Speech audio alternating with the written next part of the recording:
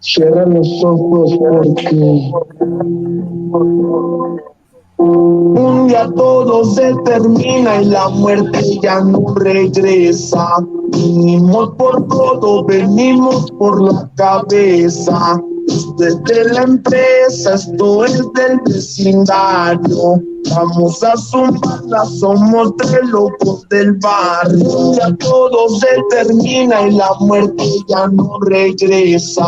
Venimos por todo, venimos por la cabeza. Desde la empresa, esto es del vecindario. Vamos a zumbarla, somos tres locos del barrio.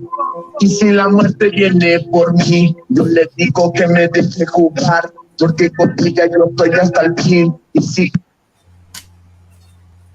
Ready? pues que se espere que yo la quiero gozar, o tal vez un día de estos ella no regresa, me quiera llevar.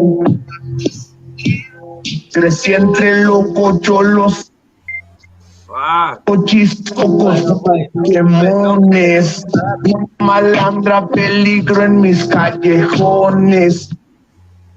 Damn. Oh yeah, boy, Sir, we can go ahead and start, sir. So, Laka, this. It's all good. It's all good. Let's get this party started. You know what I'm saying? Hey, Shalom, Israel. Yawbashim Shabakatam. This is the ISUPK's La Neta coming out every Monday with all the Raza right here. We about to put it down, man, like always, man, every Monday about 8:30, 8:45, somewhere around there, depending where you at. You know what I mean? You're going to be able to catch this show. We're here every Monday putting it down, man. We're here to speak about the problems that Raza has out here in this place that they call the slavery, man, that they call what is it, Egypt again, or the new Babylon, you know what I'm saying?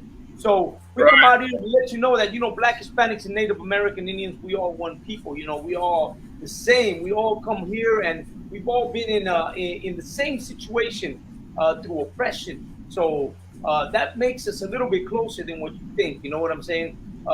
History hasn't really told us what it's all about, but here in the ISUPK, we've been digging into history and finding out that the real past is that Black, Hispanic, Native American Indians make up a tribe called Israel, the Lost Tribes of Israel, the Lost 10 Tribes. Most High in Christ for Commanding Junior Hana and the ISUPK coming out of 125th Street, Harlem, New York City since 1969, that they've been able to put us back on track on who we really are and where we really come from and what it is that we need to do to bring back and bring peace between Black, Hispanics, and Native American Indians. And that is unity, unifying us and coming as one. And where are we going to do it? Right here in the ISUPK. And this show, a lot of other shows that we have, you can tune in and more than just tune in, man, you're going to get educated with who you are, where you come from, the real background of who you are, whether you're Black, Hispanic, or Native American Indian. We're going to give you that full background, man. As for now, this is La Neta. We aim to talk about the Chicano, the Latino, the Hispanic, all of Central America, all of Latin America, and what it is that, what's happening to us in this country and what's happening, to our people. We're oppressed, man. Like it or not, we live under oppression, man. They use us. We are the working hands, la mano de obra, for a nation that has made itself rich on the natural resources, the work labor, and the and the soil, our resources in Latin America, like I said, and that's how America has made itself rich. Just like our brothers, the Judites or our Black brothers, who they used as manual labor to make themselves rich, also in the the cotton fields and other places. How about Latin America with the Black brothers who came and they were brought to Dominican Republic or Cuba or Puerto Rico or the Antilles for the plantations there, same as us, man. We all suffered the same thing. So you got to understand that we're all on the same page.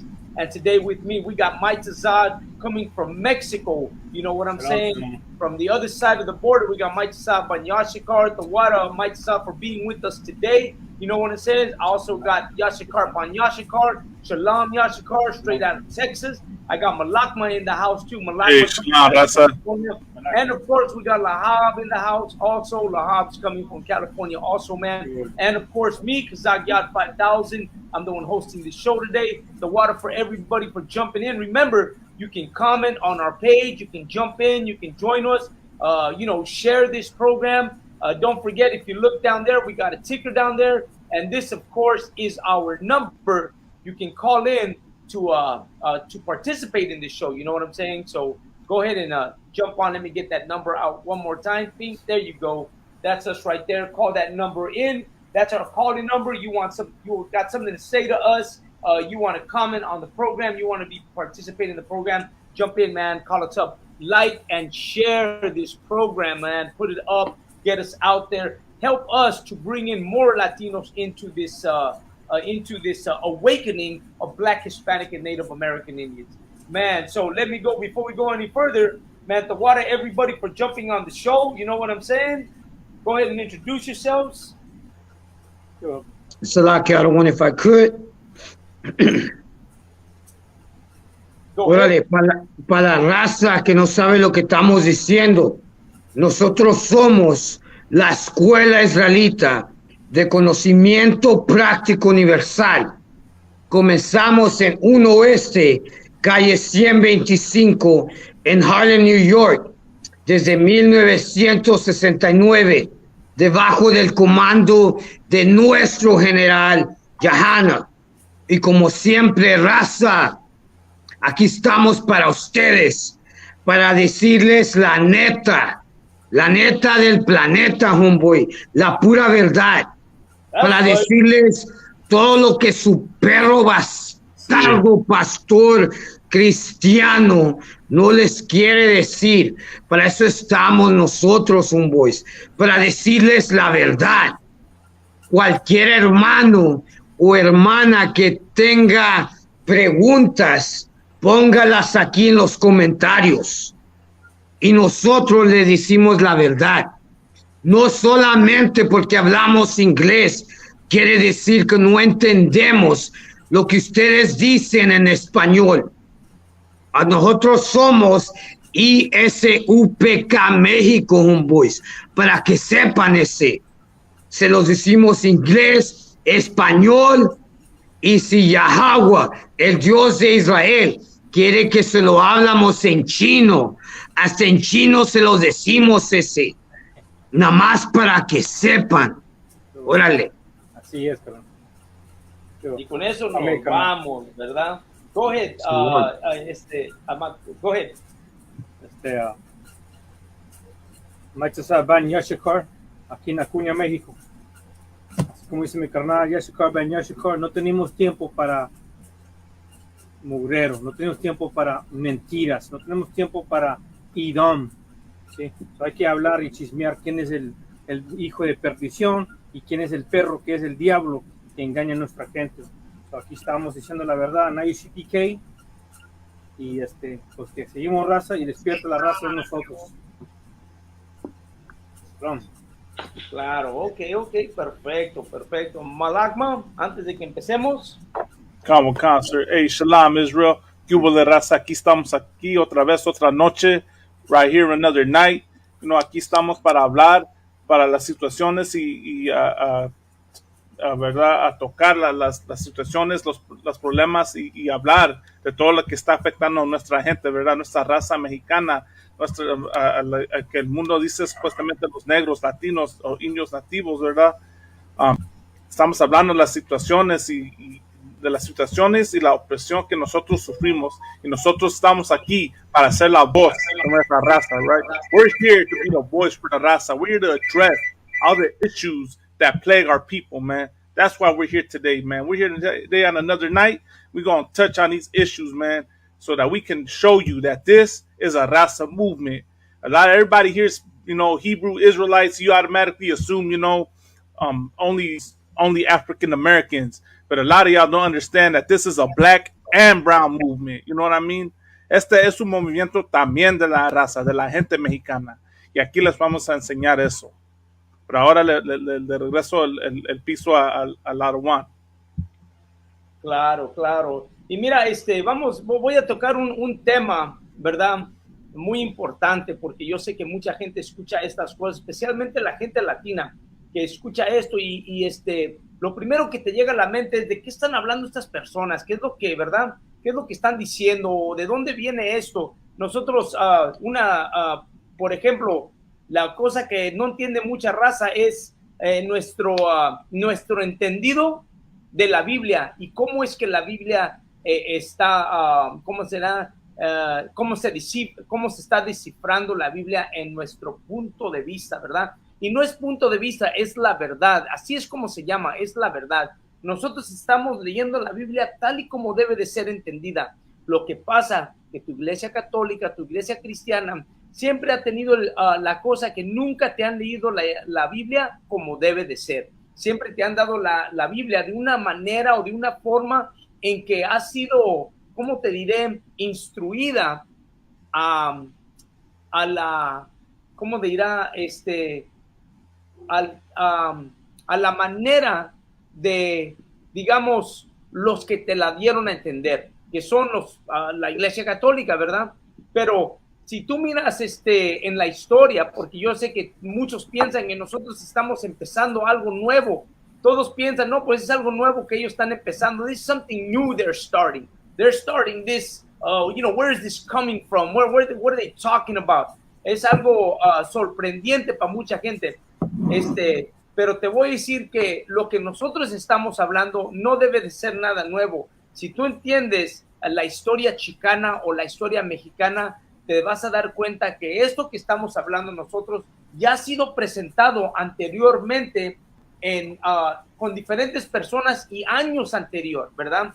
Por ejemplo, lo que estamos hablando en contra de la Iglesia Católica no es nada nuevo. Esto que estás escuchando que decimos nosotros es algo que ya se había hablado anteriormente en México sobre la Iglesia Católica. Nosotros siempre hemos sabido que la Iglesia Católica no ha sido la verdad. Si tú supieras la historia mexicana, en México hubo un tiempo cuando hubo un movimiento de, ¿cómo se diría?, los cristianos mexicanos en contra de los cristianos españoles. ¿Y por qué? Porque en ese tiempo hubo un tiempo cuando la gente mexicana, hubo un padre que él sabía que la Iglesia Católica era una fuente de mentiras y que lo que estaban haciendo ellos es sacar el dinero a México, ¿verdad? Por eso empezaron los cristeros, porque hubo un tiempo cuando México, la raza de México, estaba ya enfadada de que la Iglesia Católica estuviera usando a la gente mexicana como ¿cómo se dice?, su fuente de dinero, su fuente de mantenerse, porque todo el dinero que estaba entrando a México por las iglesias estaba siendo llevado a Roma, ¿verdad?, por los mismos sacerdotes. Y hubo un levantamiento que cuando dijeron, ¿sabes qué? Esto ya no puede pasar. Tenemos que nosotros poner fin a esto que está pasando, porque no puede ser que la Iglesia Católica esté robando tanto dinero a la gente mexicana y que la gente mexicana esté sentado nomás esperando que se beneficien los padres sobre ese dinero. Entonces hubo un levantamiento en México en contra de la Iglesia Católica. Entonces, si te fijas, siempre ha habido un problema con la Iglesia Católica y lo que ellos están enseñando con la gente mexicana. Nosotros siempre hemos sabido que esa no es nuestra iglesia. Y para la gente chicana es lo mismo. La gente chicana es lo mismo. Hubo un tiempo cuando hubo un levantamiento en Estados Unidos sobre lo que la iglesia estaba haciendo con la gente, y no nomás eso, pero lo que el gobierno estaba haciendo con la gente chicana. Hay que saber la historia, ¿verdad?, de nuestra gente, de nuestra raza, ya seas chicano, ya seas mexicano, pachuco, lo que tú te quieras llamar, ¿verdad? Hay que saber que siempre hemos reconocido nosotros que siempre ha habido una diferencia entre nosotros, la Iglesia Católica, los Estados Unidos y nuestra gente. Un buen ejemplo de esta persona es López Reyes Tijerina. López Reyes Tijerina era un activista, no nomás activista, pero también un pastor, no nomás un pastor, pero también un abogado. Entonces, este hombre también, él sabía la diferencia de cómo nos trataban nosotros los mexicanos y cómo Estados Unidos estaba tomando ventaja de nuestra gente, nuestras tierras, nuestro país y nuestra mano de obra. Entonces, lo que estás escuchando aquí no es nada nuevo.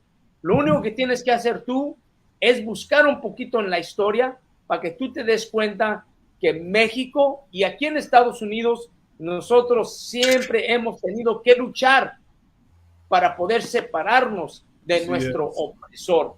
Si alguien tiene que decir, go ahead. Khan, I don't want if I could. I mean, we can do this in English and in Spanish. I'll go ahead and go in Spanish. Pero si vamos para el libro de Jeremías, capítulo 10, versículo 2, dice, así dijo Jehová. Jehová es Yahweh en hebreo. No aprendáis el camino de las naciones. You know? Y esto es exactamente lo que está pasando, que nuestra gente sigue el camino de las demás naciones. El cristianismo no es de nuestra gente. El catolicismo no es de nuestra gente. Este nación gabacha de estos gringos bastardos que tanto nos odian y quieren hacer a nuestra gente una bola de maricones siguiendo estas religiones cristianas, católicas. Esto es lo que dice la Biblia. No aprendas el camino de las demás naciones. No quieras hacer como estos gringos. Don't try to be like your goddamn oppressors. That's what Jeremiah chapter 10 verse 2 says. Don't try to be like your oppressors. Do not learn the ways of your oppressors. And why? Because all that brings you is death. Right. Es lo único que nos traen las costumbres de estas naciones. Es ser un maricón que quiere aceptar estos bastardos gringos. ¿Cómo puedes aceptar una nación que tanto te odia? How can you accept a nation that hates you so goddamn much? Has our kids in detention centers, calls us wetbacks when you got bastards from Ukraine crossing the goddamn border and then calling them refugees. Well, they call your people Hispanics wetbacks. We are Israel, blacks, Hispanics, and natives. If you stand for these goddamn bastards, call them Ukrainians, your people, then you're a piece of, man, Salakia. Yeah, you are a nobody. That's what you are. Eres una basura si tú apoyas a estos bastardos gringos más que tu propia gente y mereces muerte. You deserve death if you're black, Hispanic, or native and you support this goddamn Ukrainians. Ukrainians don't love you, ese. They don't love you. All they wish to do is take over your land. I mean, that's it. Salaki, I don't want. That's todo. No, absolutely. Malagma, you got something? Kawakan, sir, if I could real quick, I want to say this. Where in the Bible is the word Catholic? You know what I mean? If the Catholic Church is the truth and the way to be close to the Most High, why is there no mention of the Catholics in the Bible? I challenge anybody to show me the scripture, the verse that has the word Catholic in there, that says the Catholics are God's chosen people and not, the Israelites. Como digo, les pregunto a ustedes, ¿verdad? Les pregunto, ¿dónde está la palabra católico en la Biblia? ¿Verdad? Porque yo estoy estudiando la Biblia ahorita y no miro ninguna palabra ahí que dice que los católicos son la gente más favorita del más altísimo, que ellos son el pueblo santo. Si ustedes en serio creen que esa es, ¿verdad?, el modo del más altísimo, nomás mira la historia de la Iglesia Católica, ¿verdad? Lo que hicieron, los crímenes que ellos han hecho contra nuestra gente. ¿Y tú crees que ahí va a estar el más altísimo? Eso es, ¿verdad?, la manipulación de este opresor. That's that brainwashing. That's manipulation. That's a cult. The Catholic Church is a cult. People want to say we're in a cult, but that's the cult right there, where children get molested, where people were robbed, raped, and murdered, where they were abused, where their culture was literally beaten out of them, man. So, like I said, man, I challenge any of you Christians out there and Catholics out there to show me where the word Catholic is in the Bible, and I'll wait. If I could, can y'all hear me? Con, we can hear you.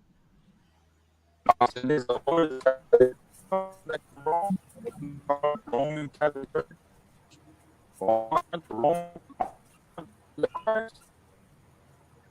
That's what I want to know. Salakia, Lahab, you're breaking up really bad. Can y'all hear me now?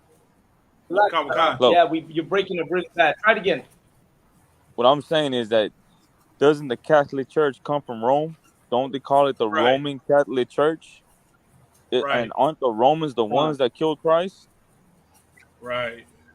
So how are you going to take on the religion of the people that crucified Christ? Not just kill him, but they crucified him. So our people done took on the religion that killed our, you know what I mean? Our Savior, the brother that died for us. So that's what I want to know. So how are you going to take on that culture, that religion of the people that killed us? And not just killed Christ. They killed our people. These are the same people, like what you were saying, Malak Man.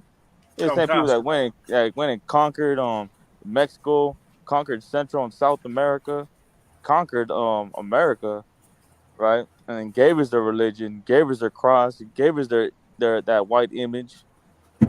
So how are we gonna follow that when they have a history of murder, rape, child molestation? The blood is on their hands. Right. So how is it, like 1,000 years later? Not 1,000, but about 500, 600 years later, and we're still carrying on that religion?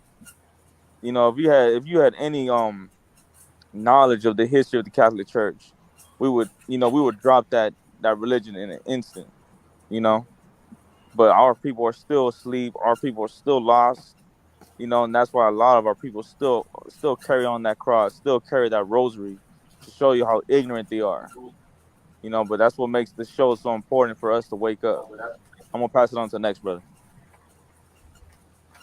Con, I want to welcome Officer Zarawai out from the East Coast. Zarawai, shalom y'all, bashim shabakatam. Hey, shalom y'all, bashim shabakatam.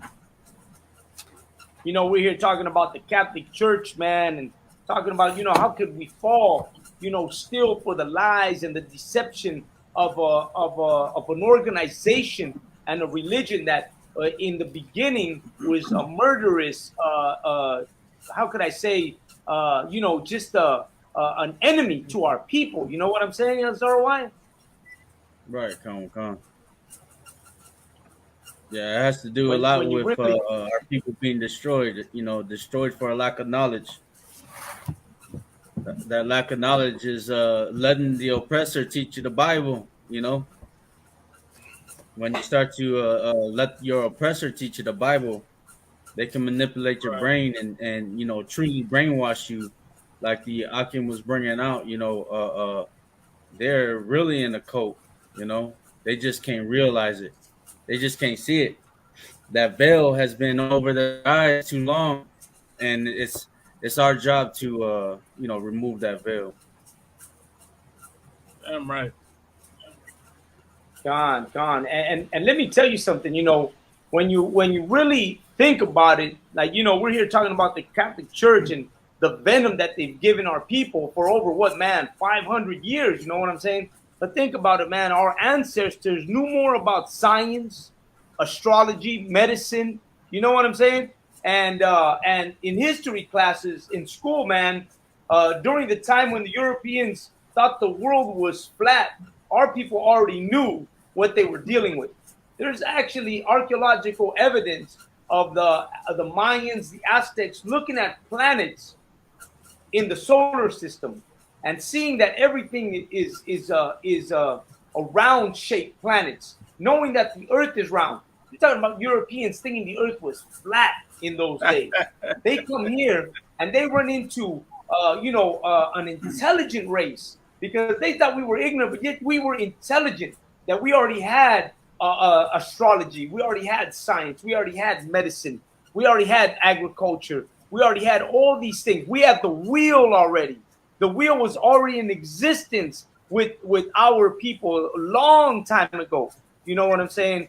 We had a how could I say, we had a standard of government within our race. A standard of government. Our people already knew about how to govern masses of people. You know what I'm saying? Aqueduct system. What is that? Food markets, trade. All these things were already apparent when you're talking about the Mesoamerican time, Native American Indian time, Mayan times, Inca times. And you're talking about, you come here and you bring a religion, and all of a sudden we have been dumbed down to a state of ignorance. This is all my Chicano brothers and sisters, all our Mexican brothers and sisters. And when you talk about what we're talking about the Bible and talking about our roots, they look at you and think, man, what kind of person are you? How can you believe in that? My thing would be like, how can you believe in Catholic Church? How can you believe in that? What we're teaching never killed any of my people, but we're teaching, on the contrary, bring life to our people. And then when you hear what these pastors and these preachers are have been telling us for the last 500 years, and you still believe it, that just goes to show you how dumbed down our people really are. How could I say, how distant we are from reality. And it's because we've been indoctrinated with lies, and lies have been what have fueled our generations, our grandma, our great-grandma, our great-great-grandma, so on and so forth. By the power of the sword and violence, they've indoctrinated us with lies. You know what I'm saying? And now we're living in a time when brothers like us have woken up to the reality. Man, we live in a different time. We live in a time of knowledge, true knowledge. Now you can jump on the internet and find all this history we're talking about. It's out there for you to find. The problem is people don't want to seek it. People want to remain ignorant. Quiere nuestra gente mantenerse ignorante. Pero la verdad es esta.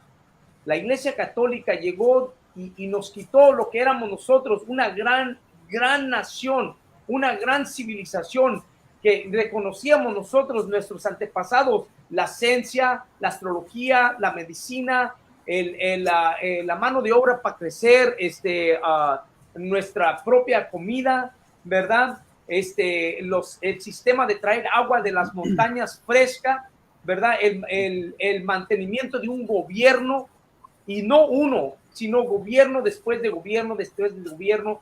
Y sin embargo, en nuestros tiempos, toda nuestra gente, nuestros abuelos, nuestros bisabuelos, han sido engañados, ¿verdad? Han sido engañados por las mentiras de la Iglesia Católica. Y hasta este día pensamos nosotros que esta gente, hablando de los güeros, de los gringos, son más inteligentes que nosotros.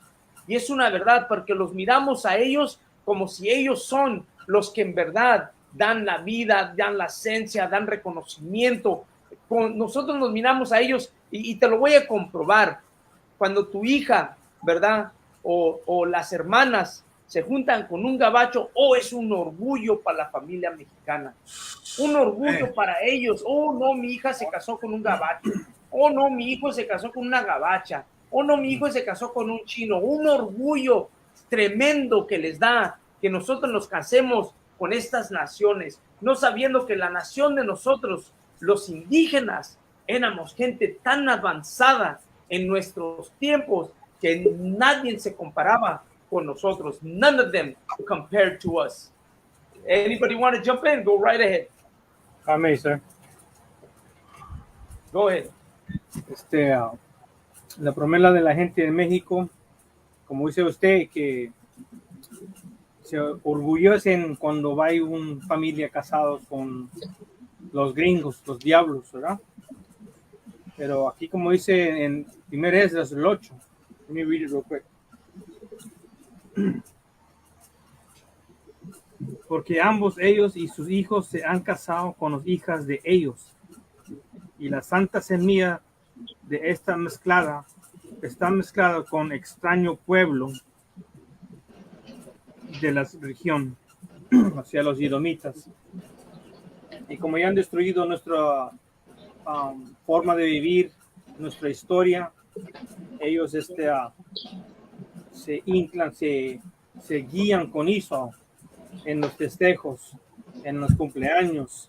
Entonces le dices que eso es malo y se enojan la raza de nosotros, porque, ay, no estás loco, y tú porque ¿qué religión tienes? Que no, hombre, están locos ustedes. Esa es la actitud de nuestra raza, porque ya se mezclaron con esa raza de ellos, o tienen hijos. Habla por ejemplo, con testigos de Jehová, y sus esposos son gringos, y le dije, sus hijos están condenados porque hace cuenta que incubaste a un demonio, diste hijos a ese demonio, y ahora tus hijos están condenados porque te mezclaste con ellos. Y ahí está en la Biblia, y no quieren creer. Pero esa es la razón de que no quieren salir a la verdad o de la mentira para conocer la verdad, porque ya están mezclados con esa raza. Ahí dice en Esdras, nosotros somos una raza santa, una semilla escogida de Dios, y no debemos estar mezclando con los edomitas. Y eso es lo que tenemos mal con Israel. Están dañados. Tienen Stockholm Syndrome. You need to get out. You need to wake up. Get the hell out of Esau's pants. Por eso tengo todo, carnal. Claro. Officer Barack Ayala, Shalom, y'all, Bashim Shabbatam. Ya, Bashim Shabbatam. Perfect. We want to welcome Barack Ayala, joining us from, what is that? Canada, ¿verdad? De Canadá, nos visita desde Canadá.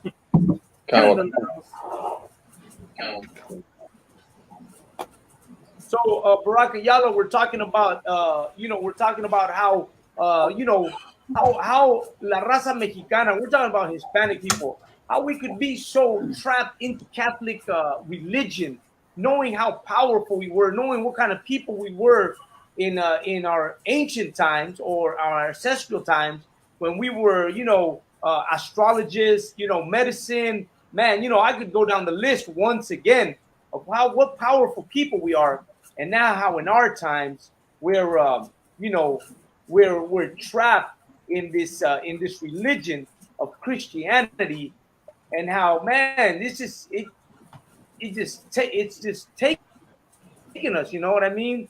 Like, we're completely lost in this Christianity. And let me tell you something, and it's because I'm going to go into this, right? I'll tell you why we're stuck in this, and you guys can like this. We're like this because our parents put us into this. Our great-grandparents, your grandfather, your grandma, they put us into this. They're the ones who educated us into the lies, because they were educated into the lies. So in reality, it's kind of like we've been tossed into a pot of lies, generation after generation after generation. We've been jumped into here, and we continue it. And what's happening now is that we're allowing Salakia. Let me try to get out of that. We've been passing the same disease, the same venom, onto our children, and it's going to continue unless we start doing what's happening here today. Unless we start to bring out this truth about who we are. And let me tell you something. The Native American Indian, right, they know this truth because they've had to deal with the boarding schools, the residential schools, the reservations, and everything they've been going through. But it seems like Latinos, Mexicanos, and Los Morenos, we seem to be stuck in this lie, in this perpetual lie, and we can't seem to find a way out. So let me go to my Officer Barack Ayala, my boy right here, Barack Ayala. What do you think about that? Kawakan, and it's kind of crazy what you're saying right here, Adawan, because it's either we're stuck in the I'm gonna call it the Christian ways, right? Which is part of one of the generational curses that's plaguing us. Either we're stuck in the Christian ways, or we're trying to reject the Christianity and be like, okay, so for us so-called Negroes, we would say we were Africans in the first place. Our Hispanic brothers would be like, oh, we're Mayans, we're Aztecas, we're Incas, whatever the case is, right? And we would reject the knowledge of the Bible, not knowing that book, right, is our book, it's our constitution. You understand? It was just stolen from us. There's a misconception saying that it was used to enslave us. You understand? But the white man, which is the goddamn devil the Bible speaks of, Right. just like he did with everything, whether it's the music, whether it's the food, you understand? He took our book and remixed it in his own way. Just like the Jewish man today in the so-called state of Israel, he took our culture and remixed it in his own way. And because of that, we're trying to separate from whatever they were teaching us during slavery, because we're so indoctrinated that to be able to separate, we have to reject everything that has to do with the Bible. But like Officer Malakma said previously, nobody can show in the Bible where the word Catholicism is. You understand? Nobody can show where it says that Christians will be saved. You understand? Nobody can show in the Bible where it talks about Christianity. Because when you open that book, I mean that collection of books, it only speaks about the nation of Israel, how they will be redeemed. You understand? When they come back to following the law, statutes, and commandments of the Most High, and that those 12 tribes, which is the Black, Hispanics, and Native Indians, are the only people who could be saved, because they are not only they are the chosen people of God, but we are the only people who were provided these commandments. You understand? It's time. It's time to get brainwashed. When I mean brainwashed, I mean right now our brain is dirty with all the lies that were fed to us. You understand? It's time to clean your brain. It's time to clear your mind. You understand? It's time to realize that that book is our constitution. Those scriptures belong to us. Even if we read it in Spanish, in Portuguese, French, English, you understand? Those were just translation. You understand? We need to get that in our mind. And for all the brothers and sisters that are in the world, y'all need to, get a flyer, call in the number on the flyer, get into the ISUPK, tune into the classes. You understand? Get that knowledge, because we're teaching you the truth. You understand? La Escuela Israelita de Conocimiento Universal y Práctico es la casa de la verdad. You understand? We are the home of the truth. Oh, I got one. John, absolutely. The water for that. And you know what? You're right about that. Anybody want to jump in before I continue? So, like, sir, if I could, real quick, I just want to add something to what Officer Barack Ya'ala brought out.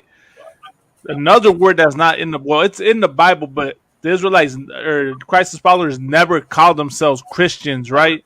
The word Christian right in there is them referring to it as a derogatory term that they call Christ's followers, but you never once hear them call themselves Christians. La iglesia, ¿verdad? Cristiana también, ellos empujan esa mentira. Y en la Biblia, los discípulos de Cristo nunca se llamaron cristianos, ¿verdad? No existe la religión cristiana en la Biblia. Y allí, por eso es que cuando miras esa palabra, es una palabra del falto de respeto para los seguidores de Cristo. Es todo. Le regreso al piso. I get the floor back. It's a lie, sir. Mike, you had something to say? No. It's the lock y'all one. Go ahead. I just want to add something real quick to add on what you said earlier, right? So these generational curses are passed down unto us from our grandfathers on, and our grandmothers, right? But the thing is that they don't know that. Okay, this is a scripture for that. I'm just going to paraphrase. I think it's Lamentation chapter 18, verse 4, if I'm not mistaken, right? Where it says that we're looking at another nation that cannot save us. You understand? So no matter how we would believe that, even for those who are Christians who would not reject the Bible, right? They when they read the Bible, they don't even believe really in the Bible, because in the Bible, first of all, it said Yahweh Shai Mashiach is a black man, right? And they pray to Caesar Borgia. They pray to the so-called white Jesus. Right. You understand? We're looking to be saved by a nation that cannot save us. That doesn't give not a God, not a that doesn't give a damn about us. Basically, you understand? That's just all I want to bring out of one. Okay. Zara, why you had something to add? Yeah, just to go off of what the Akim was saying, these people, these the same people that came over here, with their swords, and forced our people into slavery, and try to by forcefully put them into this Christianity, into this Catholicism by the sword, and where was the Christian church, or the Catholic church? Because our people, the Hispanic people are so much into Catholicism, but I don't hear the Catholic church ever speaking up about, the atrocities that are happening to our people. 1,500, or what was it? I believe it was 1,500 kids gone missing. All our people locked in, in them cages. The brothers and sisters that are dying in those 18-wheelers. Where's the Catholic Church speaking up for our people? And ever trying to help our people with all the millions and billions of dollars that our people pour into that Catholic Church. Every Sunday that they go out there. Where are they to come help our people that are dying on them borders? Our people need to start to realize this. Where was the Catholic Church and the Christian Church, when our people so desperately needed them, during COVID-19, during things like that. The Catholic Church was closed down. I pass by this church every day. Not every day, but every week when I go down to Philly, the church is called the Church of Never Closed Doors, or something like that. It's something crazy like that. Never closed doors, but yeah. But during COVID, their doors were closed every day. And it's ridiculous. Our people need to wake up to this. Yeah, they need to wake up to this fact that these are the same people. It's the same thing as our people really loving the so-called American military. It's just another form of Stockholm syndrome. Loving the people the same. You honor, like today is Labor Day, right? You honor your troops and all that. These are the same troops that murdered our people. The same American army that came over here on them ships and destroyed our people, and you want to honor the same people. Our people need to realize, like the officer was bringing out, that we cannot look to this nation to save us, because they are the ones that are killing us. They're the ones that hate us, So we got to start to look to ourselves. Like the definition of insanity is doing the same thing over and over again and expect a result.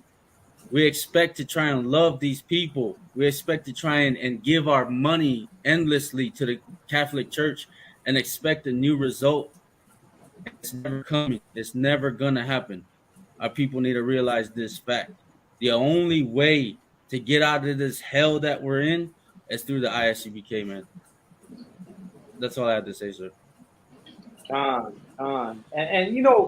these all of our people celebrating Veterans Day and Memorial Day and Labor Day. This is Labor Day, right? And Labor Day, and what happens with our people? We're saying how we're so trapped in the beliefs of our grandfathers and grandmothers, because this is where this is coming from.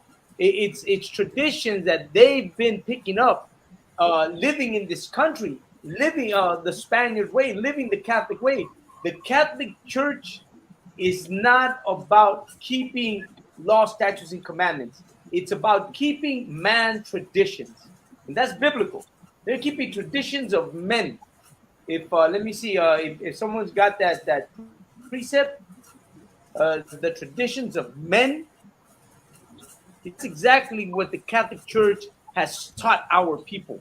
It's taught our people the tradition, rights of men, not of the and the Bible warns us about this, warns us about the traditions of men, and tells us that we should not be part of that.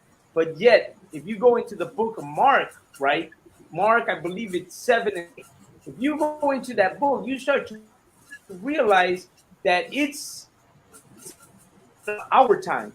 This is talking about today. This is talking about what happened to our grandparents, our fathers, our mothers, and how we've let go of the commandments of God, and how we have grasped onto the tradition of men. And the men are these Catholic priests, this Catholic church, these Catholic ways. I believe it's what is it? That we set aside, trying to paraphrase it, we set aside the commandments of God, and now we hold the traditions of men. That's what we're doing now. Don't guns. So you want me to read it? You know what I'm saying? That's exactly what you are now. And you got it? Okay. Go ahead. Don't gun. The book of Mark chapter 7 and verse 6. He answered and said unto them, well hath Isaiah prophesied. Lucky.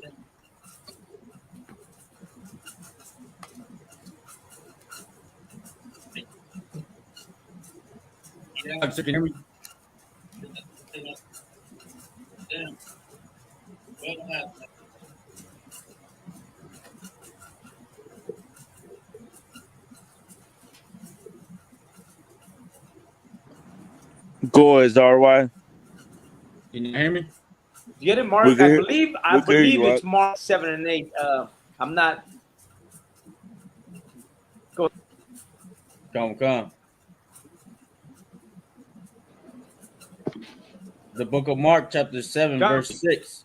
He answered and said unto them, well hath Isaiah prophesied of you hypocrites, as it is written, this people honoreth me with their lips, but their hearts are far from me.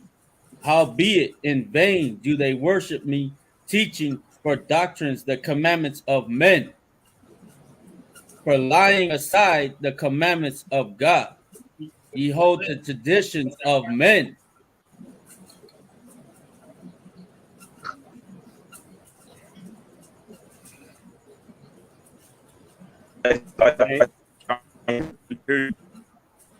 And that's what the Catholic Church has taught our people to do.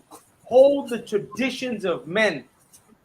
And I'm gonna tell you something, that's heavy, because like there's days coming, for instance, people are celebrating Labor Day today, right? But do you know that this month on the 16th we celebrate Mexicans Independence Day? La Independencia de Mexico, which is the 6th of September.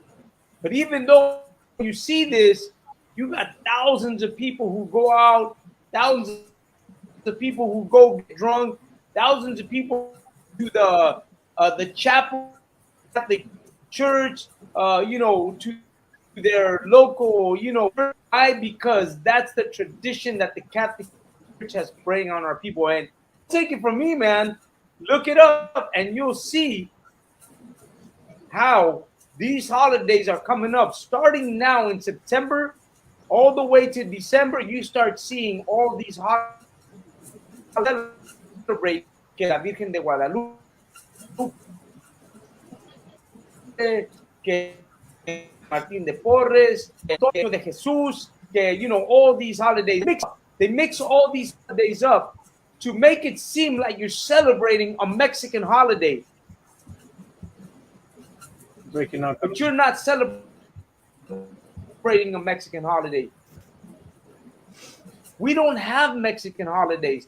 What we have is a tradition, meaningful days that we've had, and now they celebrate them as holidays. Arwan, I'm gonna send you that link right now.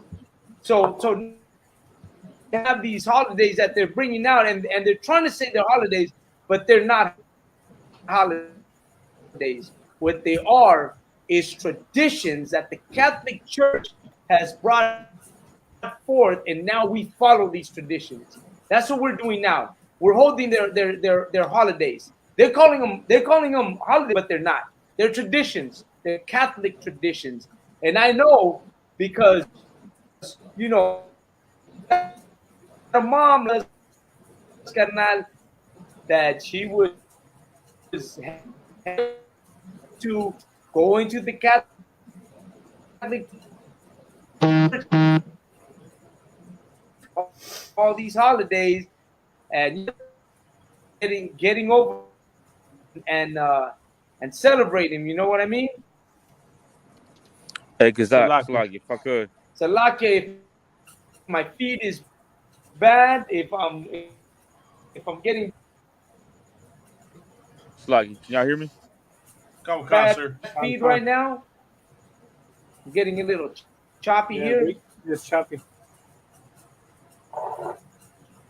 Can you? Am I good? Salaki, when you're breaking up a bit. Keep freezing. Yeah, you're kind of freezing up because like yeah. All right, can y'all hear me? Am I good? Nah, sir. Loud one.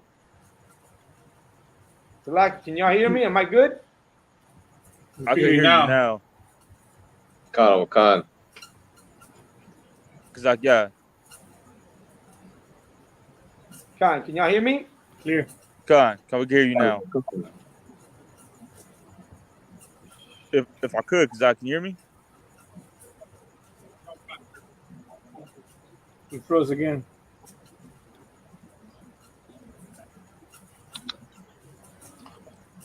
Well, if I could real quick, just touching on what Kazaki said about the traditions, right?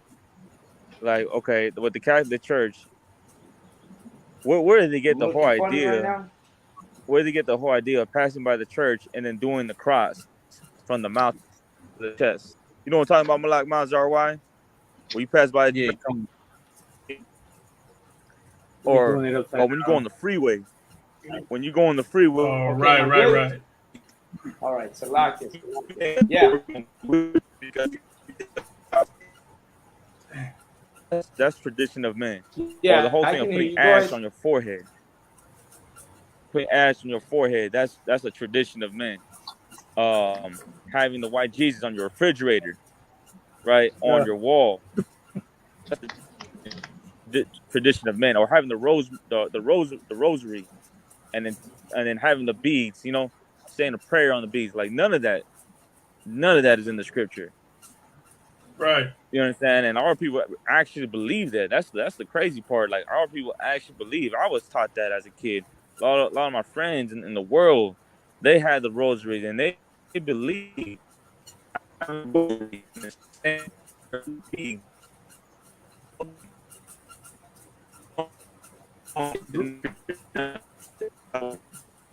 And not knowing that if you actually read in the Bible and you would read the law, statutes, and commandments, and you would read how you're not supposed to eat pork, shrimp, crab, and lobster, all of that is in the Bible. How come the Catholic Church never showed you that? And if they would showed you that, imagine how many lives would have been saved. Imagine how many childhood friends could have been saved. Imagine how many uncles and aunts and grandmas and grandpas you could have saved. You could have saved their lives, Doc, if you told them not to eat that shrimp and crab. You understand? If you would have told them not to celebrate them holidays, or if you would have told them not to go to that New Year's party that night, or to that Christmas party that night, or that Thanksgiving party that night, and they would have never gotten into that accident. You understand? But the thing is that our people will reject that. If you tell them not to go to that Thanksgiving party, not to go to that Labor Day barbecue, they'll reject that, and they want to keep that rosary. They want to keep that Christian cross. They want to keep that white Jesus. You understand? And that goes to show you that that the Catholic Church is at fault. They're at the fault at the lives, at how much our people die. You understand? Because they got the Bible in their hand, and they know the scriptures in the Bible. They know that the Lord is against, the eating the pork. They know about the dietary laws, and they don't teach that to us. They reject that, and then give us what the scripture says, the traditions of what they were taught, the traditions of men. I'm gonna pass it to the next brother. If I may, sir. Go ahead. I wanted to read the scripture in Proverbs in English and Spanish. Proverbs 3 and 31. Envy thou not the oppressor, and choose none of his ways. En Right. español, no envides al hombre injusto, ni escojas ninguno de sus caminos. So in Christianity, in Catholicism, they all celebrate parties, festivals, and they need this reunion all the time. They need to be all together and to bring the people to ease and at peace and loving one each other. And that's the thing that they don't want to release. They don't want to let go of that. They don't want to. They want to be joined hand in hand, as it is in Proverbs. They want to be joined hand in hand with the oppressor, and not let go of the oppressor's festejos. Entonces that's why it's hard for them to agree with us, because they're acostumbrados a los festejos cristianos y catolicismos. Y ahí tienen las Virgen Marías y en sus diositos y doschitos, ¿cómo se llama ese dios de yeso? Y and they grew up with that, so it's hard for them to release that, because it is, como dice, es bonito hacer eso, es bonito seguir esos pasos. So when we teach them that esas son cosas de los idomitas, no. Sabes que mis hijos tienen familias que sus esposos son gringos, and they hold on to that. So that's one thing that's hard to break it. Y esa razón que esa costumbre es passed on generation after generation por lo mismo, porque no lo quieren dejar ir, no quieren a reconocer que ese diablo que está como familiar de esa gente, no lo quieren dejar ir, porque es el dinero que necesitan en esa familia to hold together the family. So it's chaotic, and for them to know the truth, it hurts them. Right. If I So, could, sir, or Salai, if I could, just real quick, I want to touch on that because y'all brought out the interracial relationships. But this is, we know what the Christian church and the Catholic church teach, right? Is it teaches the raza to hate themselves, and people don't understand that when you go date an oppressor, when you date outside your race, you're doing it because you hate your race. You hate the men and women of race. As much as people want to say love is love, and that that's not, that there was nothing they could do about it. That just comes to show the ignorance and the self-hatred. Eso es lo que significa cuando un mexicano se mete con un gringo o una gringa, significa el rencor interno que uno tiene. Y eso es la única razón por qué se meten con uno. Porque a decir eso que nuestros familiares se ponen orgullosos cuando alguien se mete con otro de otra nación, ahí se tienen rencor mismo contra ellos mismos. Por eso. How in the hell are you going to think that dating another nation is something great for your people? That you think you're going to get ahead, man? Look at all the suffering your people go through because of it. You know what I mean? Look at all the issues that plague us, and you think the answer to that is to go date outside your race, man. Yeah. And then here's one thing I will say: you cannot be pro-black, you cannot be pro-brown if you sleeping with the oppressor. If you dating outside your race, you don't have a brown or black spouse. You know what I mean? Which is so hypocritical. Es un hipócrita que alguien que quiere que dice que pelean para su raza cuando seriamente tienen o se meten con una otra nación, ¿verdad? Eso es una hipocresía, ¿verdad? Y por eso pues quería dar eso también. I wanted to add that to what y'all been bringing out. Salaki, I'll give the floor back. Salaki, I want, if I may. I just want to add on what Officer Maitazar was saying, you know? Like the fact that we cannot let go of what has been taught to us because we've just been doing it for so long. Either we're used to it, and also it's not the fact that not only we're used to it, but celebrating holidays like Thanksgiving, Christmas, having a family gathering, celebrating our birthday, it gives us some type of happy feeling. It makes you feel good. I think General Muhammad already touched on that. The fact that it makes you feel good, you don't want to let go of it. But guess what? The thing is, drugs makes you feel good as well. You understand? Those heathen customs make you feel good, just like drugs will make you feel good. But not because it makes you feel good that it's actually good. Not all glitter ain't gold. You understand? And that's one thing we have to remember, right? That they will glamorize, right? Or make it feel like it's cool to do such and such thing. Or if you're not part of it,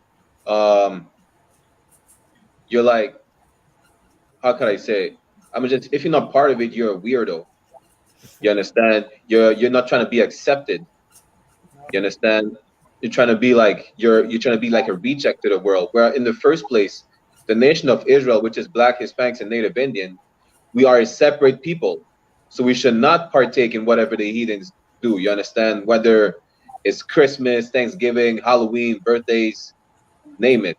Any heathen custom we should not partake in because that is not our custom. We're supposed to be a separate people, meaning we should not partake in what they do. And just to add on what Officer Malakma just said, I mean, in the world, I know a lot of brothers. They would say, well, I'm sleeping with this heathen because I'm taking revenge. You understand? Which is one of the dumbest statements I ever heard. How are you taking revenge by sleeping with a white woman who's just going to parade you like, you know, she just won a prize, like she just bought a new slave? You understand? Y'all are willing to like sin just like Solomon did, just because y'all trying to say, oh, I'm taking revenge on these oppressors by sleeping with their daughters. Which is, like I said, this is the dumbest statement you could ever say as a brother. How does that make sense? And to the sisters, trying to be like, because I know this sister who lives across the street from me, she's a Dominican, right? A Simeonite. So we're having arguments all the time because she's trying to say, I don't love her, I don't like her boyfriend, whatever the case is, who's an Edomite. You understand? I told her it's not about, don't even worry. First of all, don't even worry about me liking your boyfriend or not. You're supposed to be the only one who likes your boyfriend. I really don't, I don't pay no mind. Second, he's an Edomite. And I only have love for my people because see what my people is going through? And like Officer Malakma said, if you're being pro-black, pro-brown, you cannot join in with these oppressors. You understand? That's just being a hypocrite. How are you gonna be pro-black and join in with and marry a white woman, or a black woman being pro-black and marry a white man, or a Chinese man, or any type of heathen? You're not making any goddamn sense. You just sound like a goddamn lunatic. You understand? You're just giving into your lust. You understand? And this is nothing new under the sun. Israel's been doing this from back in the days.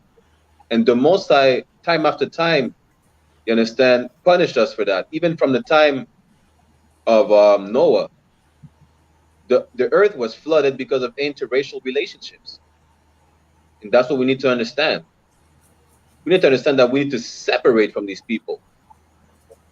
You understand? Because if there's even one brother or one sister getting with a heathen, we're gonna be inclined to show that heathen compassion because that heathen is married to one of our brother or sister. When we should not show compassion to any heathen on the face of the earth. We should only show compassion to our own. Just like the heathen show compassion to their own. You understand? That's what I wanted to bring out. Okay, Khan. Anybody want to add to that before I go in? Just add real quick. I was at this real quick to speak on what the brother's saying right now.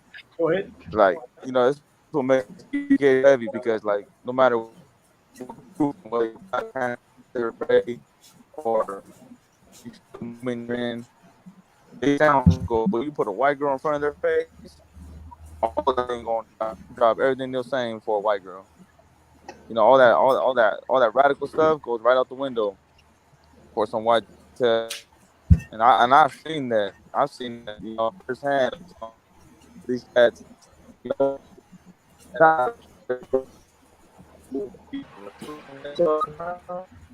all of that, you know, all that's gone.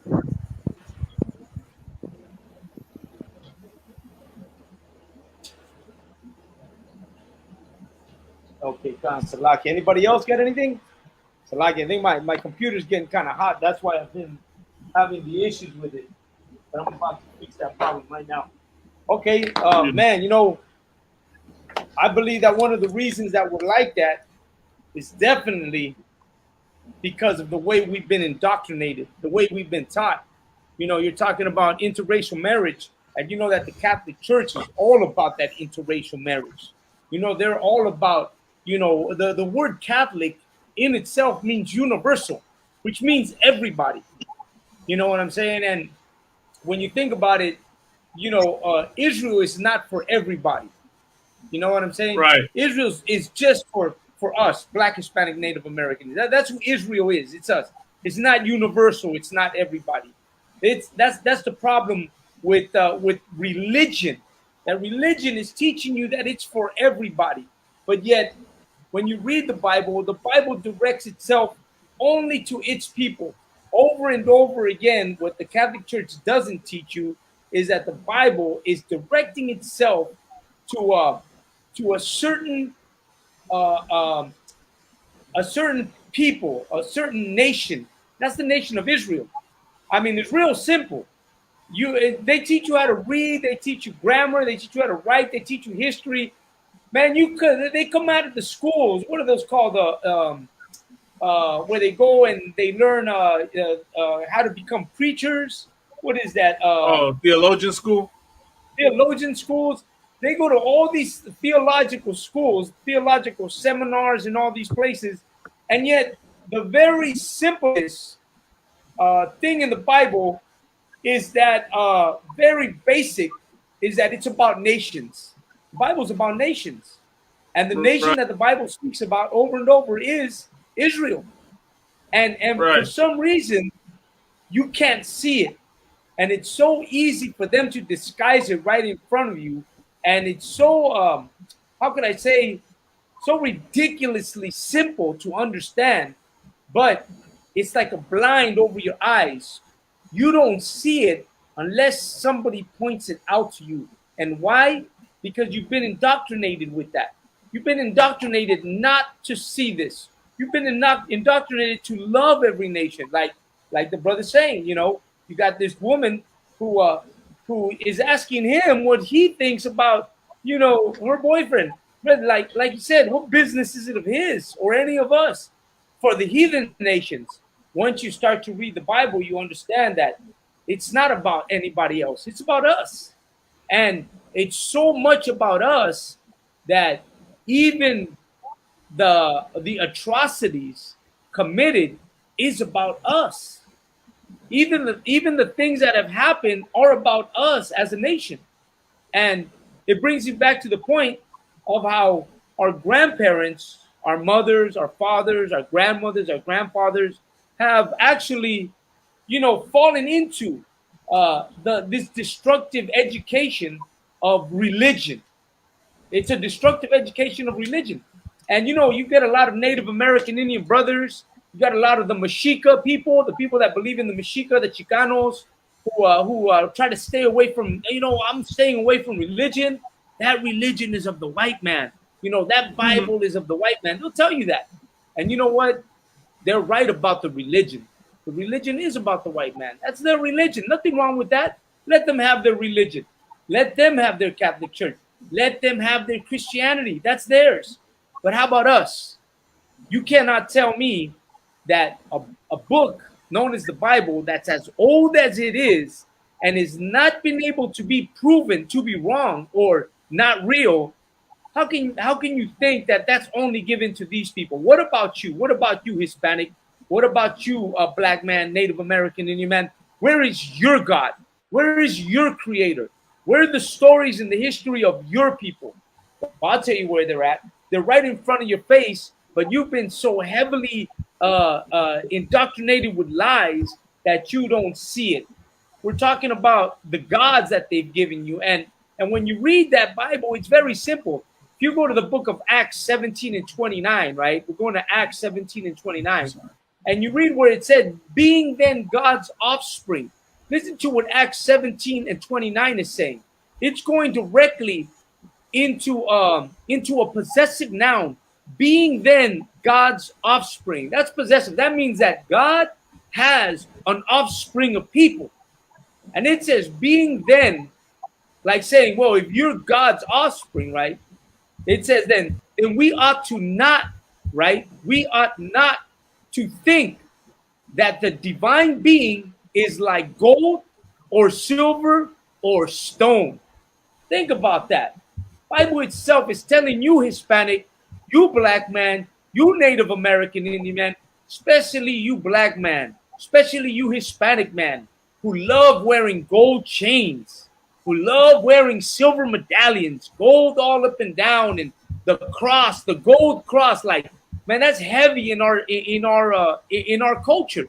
La Raza, we love wearing those gold what are rosarios, right? Rosaries, el rosario, but we want to wear the gold one, carnal. We ain't trying to find that cheapy one, man. We want the gold ones.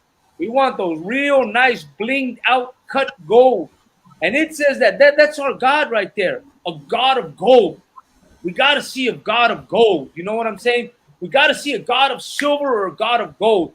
You walk around with that because you feel like that's who God is. And that's what the Spaniards bring. That's what they bring. They took your gold, Aztec. They took your gold, Mayan. They took your gold, Inca, and they made those statues. They made those trinkets. They made those chains with the gold they stole from you. And you didn't think nothing of that gold. If you don't know this, I'm gonna break down the truth to you. The Mayans, the Aztecs, the Incas, to them, gold was worthless. They only saw it as some form of decoration. To them, a sarape was worth money. The beans of the cocoa were worth money. A dress, a garment was worth money. Animals were worth money. Birds were worth money. That was their value, tangible, things that were worth something, that you could do something with them. They knew gold had no value. The only thing that gold was, silver was good for was to give value to that you made. Just like today, when you look at my brother right there, Yashikar Ban Yashikar, his headpiece, he's got value. Like, you look at that headpiece and you're like, damn, carnal, how much you gonna sell that to me for? And you know it's got a price on it because it just looks good, because it's got all that flavor to it. And you want that. You want it, man. I want that. I want to buy that. I'll buy it. You see brothers in the UPK being, making these cufflinks, these headpieces, this garment, and it looks beautiful. And the only value they have is the beauty that they have and how we make them look good. That's the value. But yet the Spaniard came around and he made us think that this gold, this silver, that was more valuable than anything. And then he made us think that our God, the divine being, the creator, was that of gold. And Acts 17 and 29 continues to go on and says, or stone. And then let me finish it off. It says, an image formed by the art and imagination of man. Now, when you see that gold, silver, and stone, and it says an image formed by the art and imagination of man, come on, man. You ain't seen that statue that's in your mom's kitchen? You haven't seen those statues that are in a room? You haven't seen those paintings, that art, that work of art, those statues, those monos de yeso que le dicen, ¿verdad? Esos estatuas, esa vela, and they put a candle on it. They give it food. They give it, you know, what to eat, what to drink, because our people have been so destroyed with the ways of the Spaniard and how they worship anything they'll worship. And they made us think the same way. And now we're doing the same thing. But yet, you got to think about it. That precept tells us that we're God's offspring. And we should never think of God as something like those statues, like that chain, like that painting. And you know, you go to the Vatican and they got paintings up there that Salakia, that who's that painter? Leonardo Da Vinci. Da Vinci. Right? Da Vinci and all these so-called great painters made. And to them, those are worth thousands, millions of dollars. To them, that's worth gold. And to us, you know, we could feed all our families with one goddamn painting that they have. We could get our people out of a position that they're in with all those damn paintings they have. Those paintings are worthless. That's what the Lord does. Sir. Right. And if I could, Adawan, that's so heavy what you're saying, Adawan, because these bastards over here, I mean, they look into the white man for salvation. You know, I mean, they don't know everything we've gone through, you know, and all they see is salvation from a white Jesus, because our oppressors were white. It's like, sir, we got Officer Carriage from Chicago up. I put him on. I hope he jumps on right now. He's already on. No, sir, he said he's already on, sir. But if I could, sir, would like to read a precept. I got Ecclesiasticus chapter 26, chapter 19 through 21. It says, my son, keep the flower of thine age sound, and give not thy strength to strangers. And that's straight up how it says, Adawan. It's talking about our people.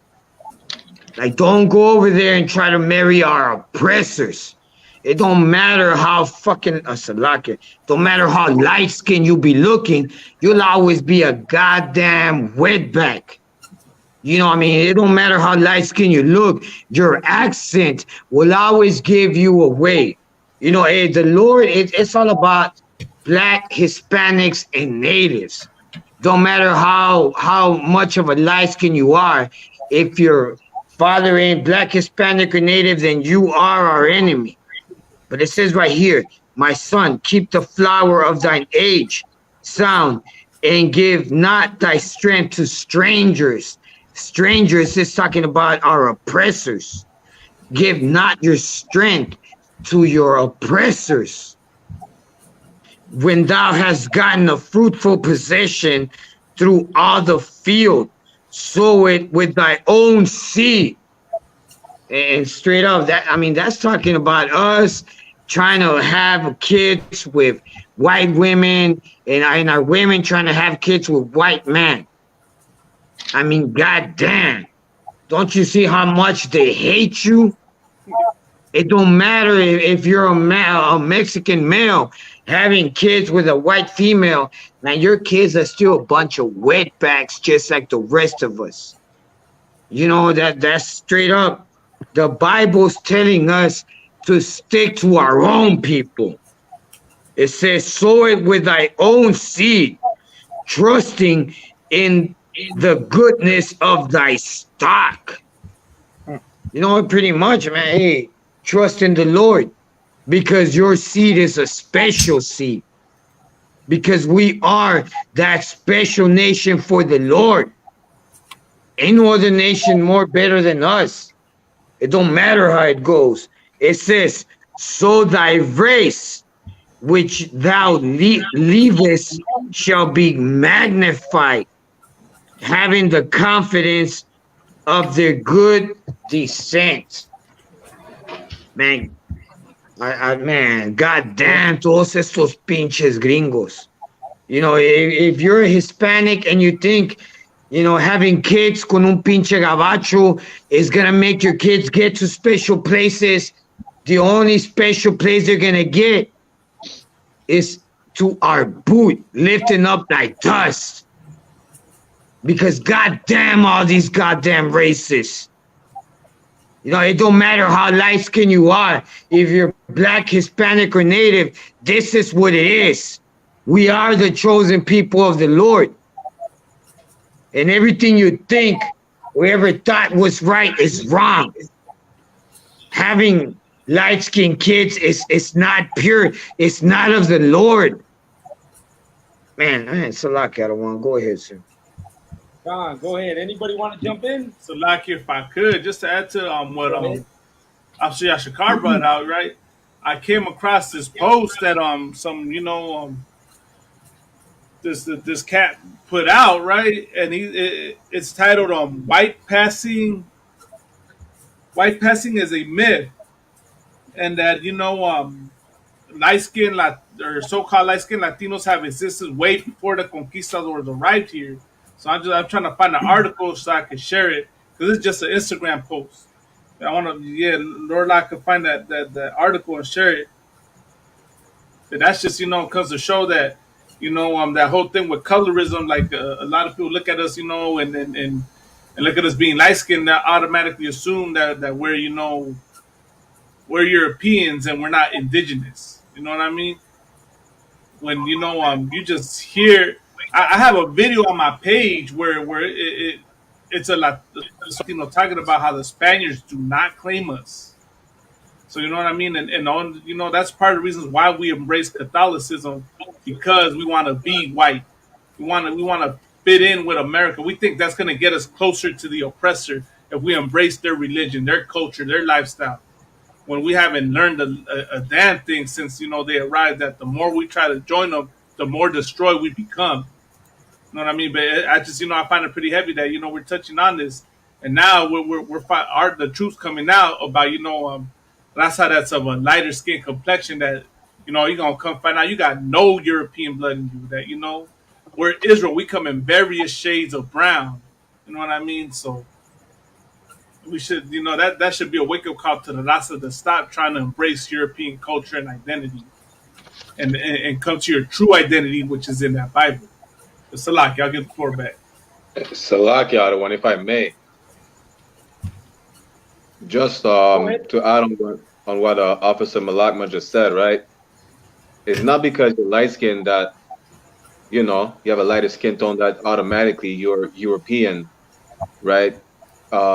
Regarding our fellow Hispanic brothers and Native Indian brothers and sisters, you understand? Just like us in the Caribbean, it's not because you're light skinned that you had a slave master raping one of your grandmothers, you understand? Because when you look at other nations like Africans or Ethiopians, for instance, there's light-skinned Ethiopians, there's dark-skinned Ethiopians. Right. You understand? There's light-skinned East Indians, there's dark-skinned East Indians. But they know they're the same people. They know they're not mixed. You understand? Like, they could trace back their ancestry, and they will tell you, yeah, we don't have any type of white blood in us. You understand? But us, we're so indoctrinated thinking that, oh, because now you're light-skinned, right? You must have like a white ancestor, so somewhere in your ancestry tree. You understand? But that's absolutely nonsense, and this comes from the white man. Colorism comes from the white man, right? And we say let's not believe in the white man's lies, the Bible, whatever the case is. But everything our people believe, everything our people in the world outside the UPK believe, they believe in the white man's philosophy. You understand? That's all I wanted to say, Adawan. And Salakia, one more thing. Go ahead. If y'all dark-skinned brothers want to have a light-skinned baby, get you a Issachar right. Get you a Colombian. Right? You understand? Get you an Ephraimite. It's that simple. Don't go get a white girl to have light skinned babies. Get you a woman from the Northern Kingdom. That's as simple as that. So, Lucky, if I could, to Officer Bro, just real quick, priest, should tell them brothers, man, why you want a light skin? But what's wrong with your baby being dark, man? Let him be dark. Let him be kissed by the sun, man. You know what I mean? For any brother saying that, man, you know what I'm saying? Salakia. Right. Man, Salaki, if I could, Kernan, I've said Malakma, what you're saying is heavy because we even got them soap operas, them novelas. Right. We got them goddamn light-skinned little bastards over there. You know, that, you know, in every novela, they always act like they deserve everything when the only thing they deserve is death. I mean, goddamn, all these goddamn white babies. You know what I'm saying? Like, ain't nothing special about these pinche niños puñetas, man, for real. So I'm just saying how it is. Right. They always, even in Mexican families right now in Mexico, they always love the light-skinned little babies, talking about mi güero. And, you know, and you're dark-skinned, you know, and nobody gives a shit about you. You know what I'm saying, carnal? You be the only vato who makes it through college or whatever, Holmes. But there's always a hatred about you because your skin is dark. And that's what we were raised to believe and see. All these goddamn soap operas, pinches novelas, todo ese jale, Holmes. Yeah. Lo único que enseñan es odio hacia los morenos, porque son una bola de bastardos, sin saber que Cristo era un hombre moreno, sin saber que Cristo, el hombre que dice la Biblia, you know, cómo lo describe la Biblia, era un hombre moreno. Pero estos bastardos siempre quieren amar a sus opresores, a sus asesinos, a sus violadores. Y así no es, carnal, así no es como es toda nuestra gente.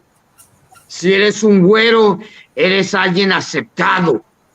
Y si eres moreno, eres de lo peor. Es odio contra tu misma gente. Órale, carnal. Next slide, if I could, sir. Go ahead. Hey, first, shalom. I want him good to see y'all. The wife having me on here. Shalom, sir.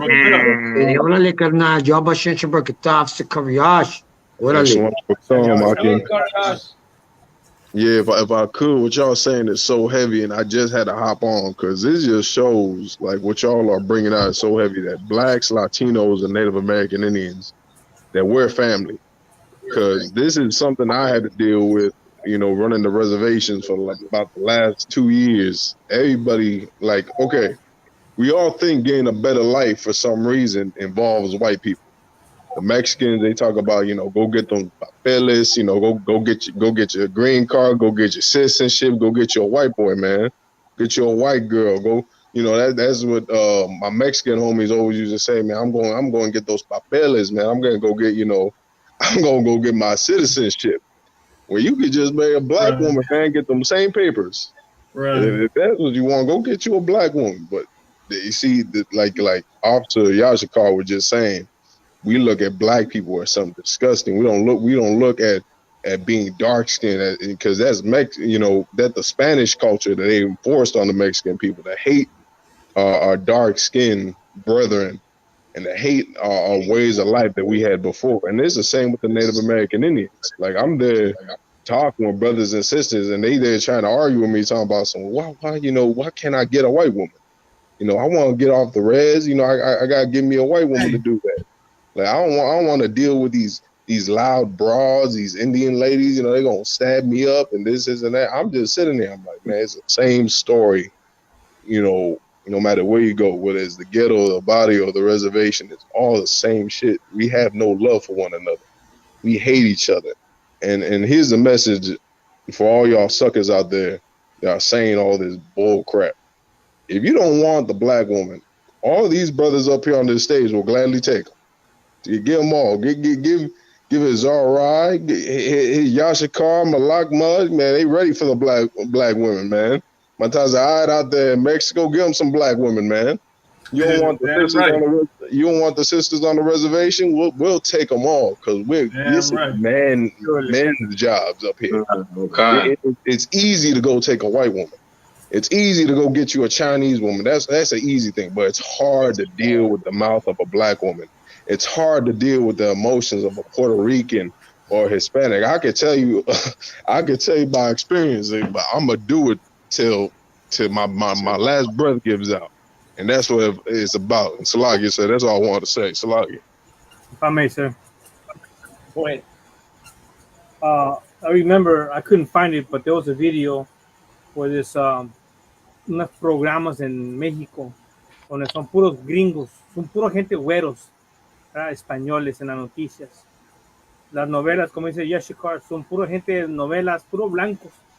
Y las mexicanas son indígenas, son las chachas de la casa, son las que están humilladas, les dan cachetadas, le tiran las trastes en el piso, levántalo, pura humillación.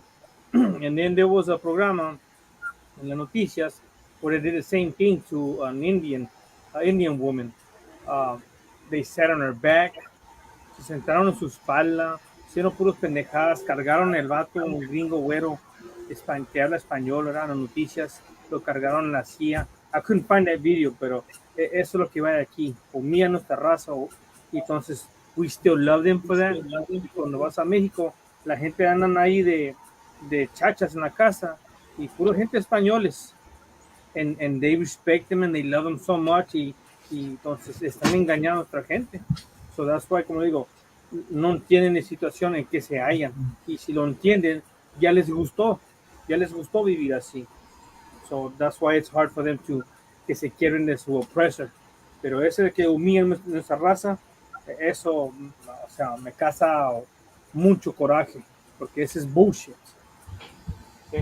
Ya me harto de ver a esa gente que les están dejando que los humillen en las casas, en las teles y en las novelas y en reportajes. Puro güero, puro novela gringa, güeras, reporteros güeros, y los mexicanos son esclavos todavía en la tele. Con eso digo. Don, and now I want to add something. Quiero decir una cosa, que lo que estamos viendo en México, en Centroamérica y en Sudamérica is European culture or Eurocentric culture, en lo que son las novelas eurocéntricas, películas eurocéntricas, y lo que es la gente indígena es donde nosotros estamos quedamos atrás. We stay behind when it comes to the indigenous looking woman because of her dark skin, because of her black hair, because of her black eyes. You know, when you see these things, this is the reason why we've been taught to hate ourselves, because of TV, mass media, and the whole hate between light skin and dark skin.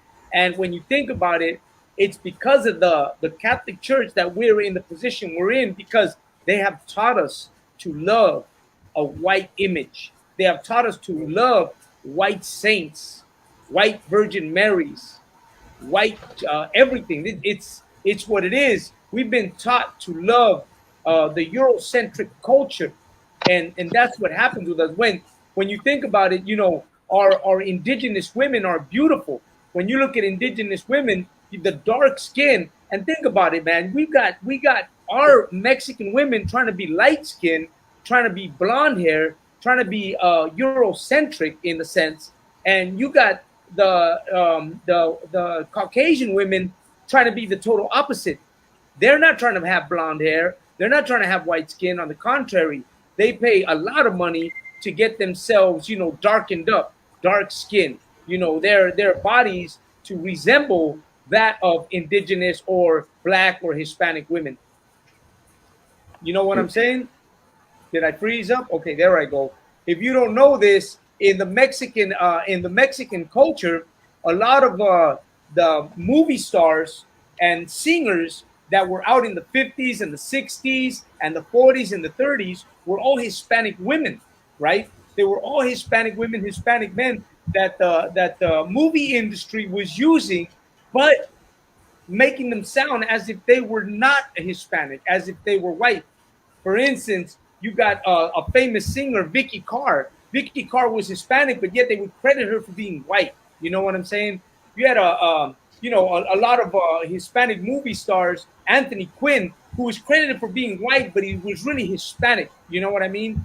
And I could go on the list. Even Marilyn Monroe, that white woman, she has her mother was Hispanic, right? Of course, we know that the father is the bloodline, but you got that mixture of Hispanic blood to make her what she is. I'm pretty sure if she would have been completely Caucasian, she would not have looked the way she looked, or she not have been what she is. But she had to have a mixture of some kind of our blood, Black, Hispanic, or Native American Indian, to be able to get that sense of looking the way you look. Black women, you a beautiful woman. Hispanic women, Native American Indian women, man, beautiful women.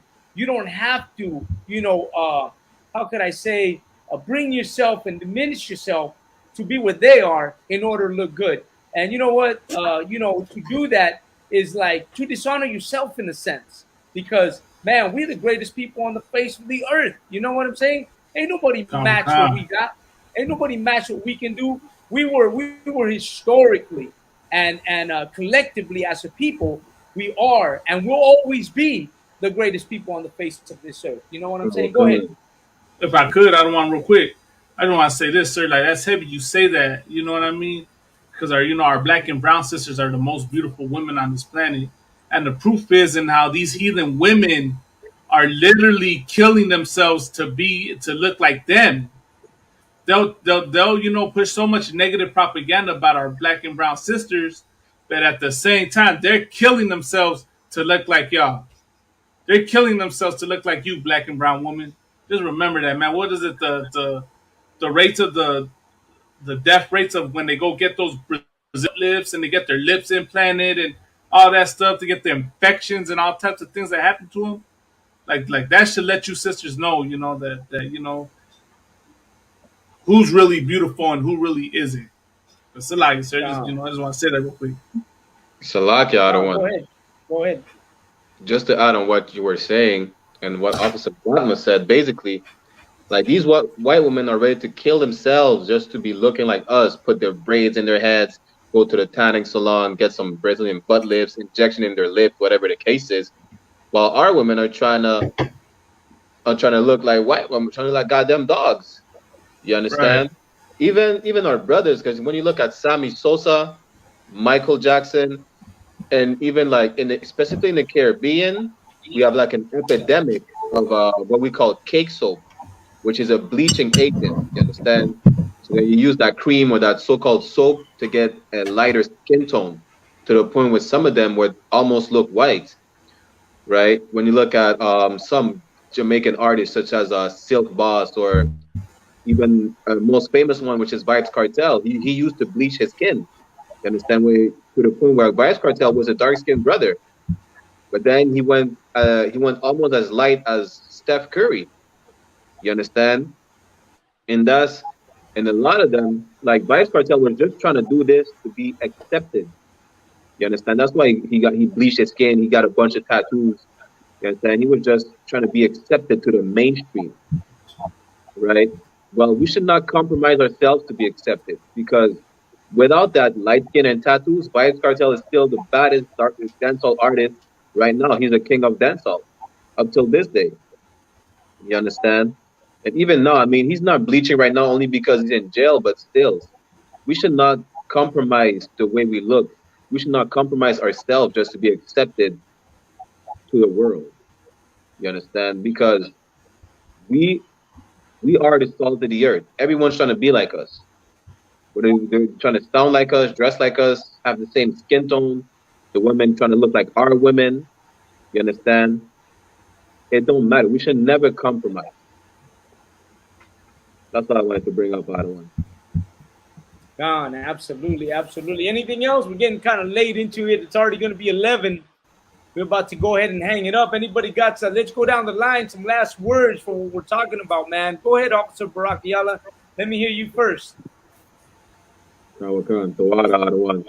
Again, it's always great to be there. You already know Tawada for having me there. You understand? I just want to say is that we need to separate from these goddamn devils. We need to stop watching color because you're looking at me, right? Like I said, I was in Ecuador a couple of years ago. They thought I was Hispanic. They was not watching skin color. And when you look at my family, I mean, I have all types of color in my family. I have from dark skin to super light skin. You wouldn't even know. We need to stop watching colorism. You understand? We need to separate from these devils and join together. Black, brown, Native Indians. Well, this is just black people in the first place. It's just different shades of brown. You understand? Give up the indoctrination that was given to us. Give up the customs of the heathens. Christmas, el Día de la Muerte. You understand? Thanksgiving, birthdays, give that up. And start following the laws and statutes and commandments of the Most High and the high holy days of the Most High. You understand? And join the ISUPK under commanding General Yahana. That's it, Adawan. Absolutely. Officer Zara, why? Go ahead, Canal.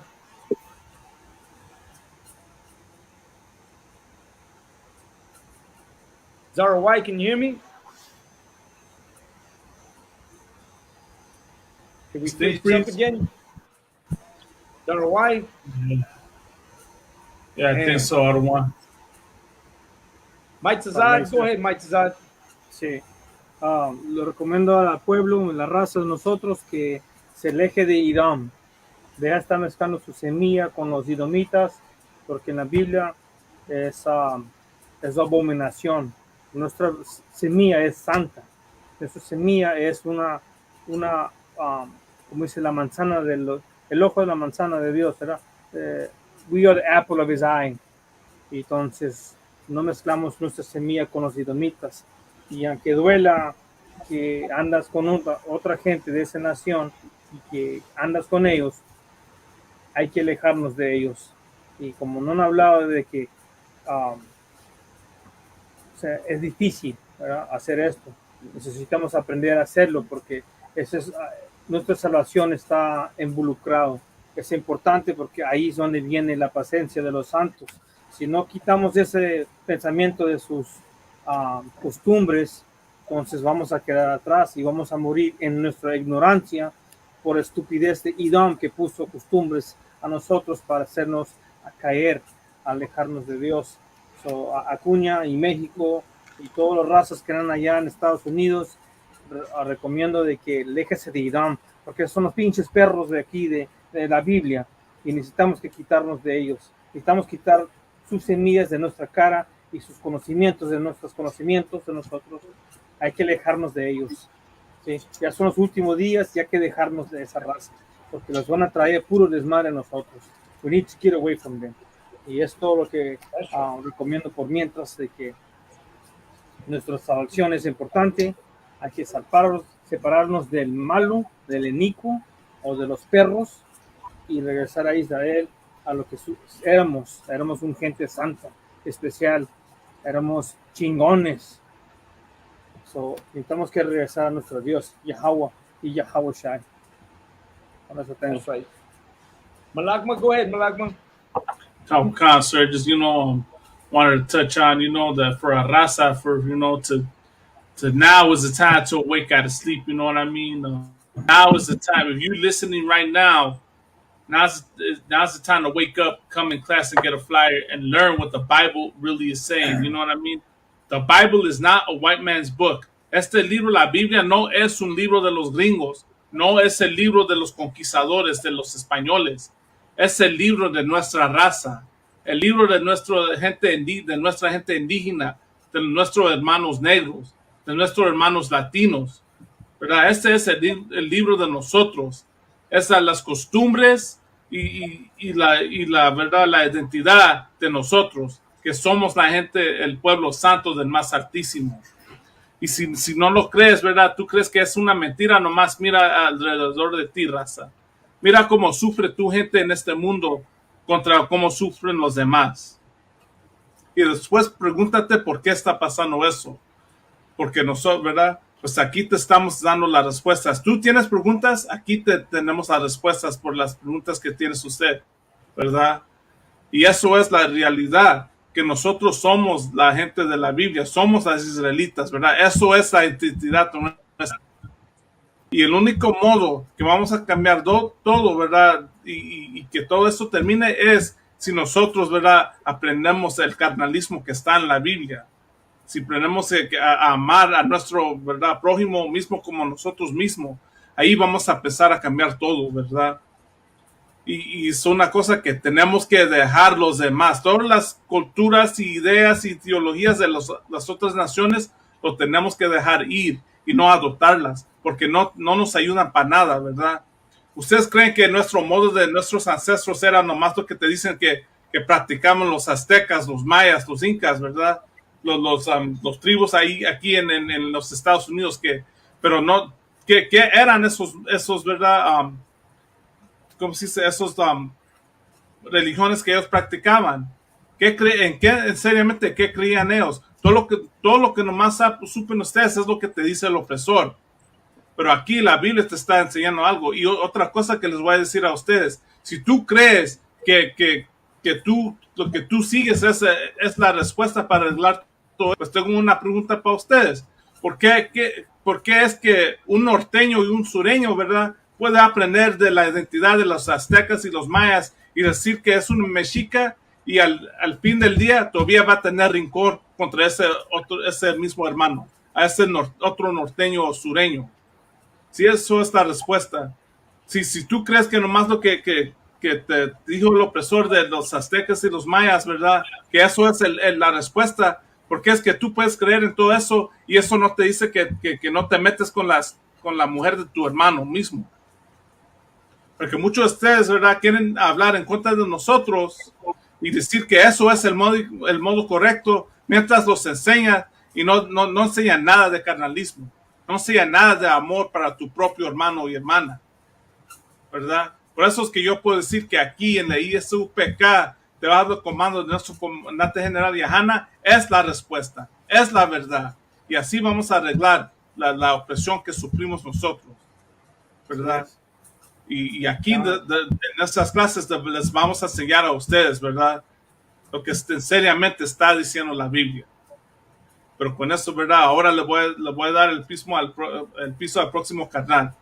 Y con eso, Raza. Tawada. Zara, why any last words before we go?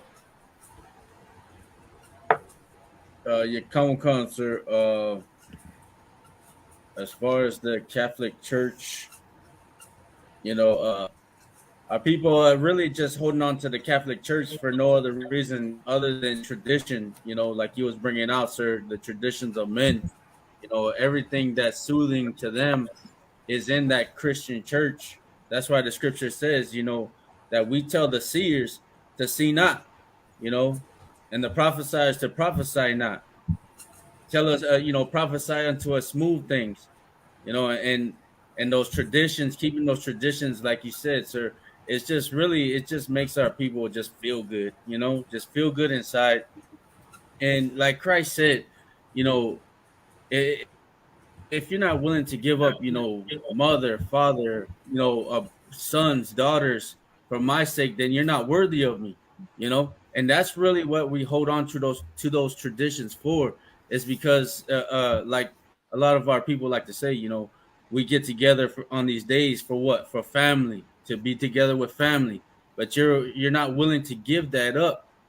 And Christ said, if you're not willing to give that up, you're not worthy of me.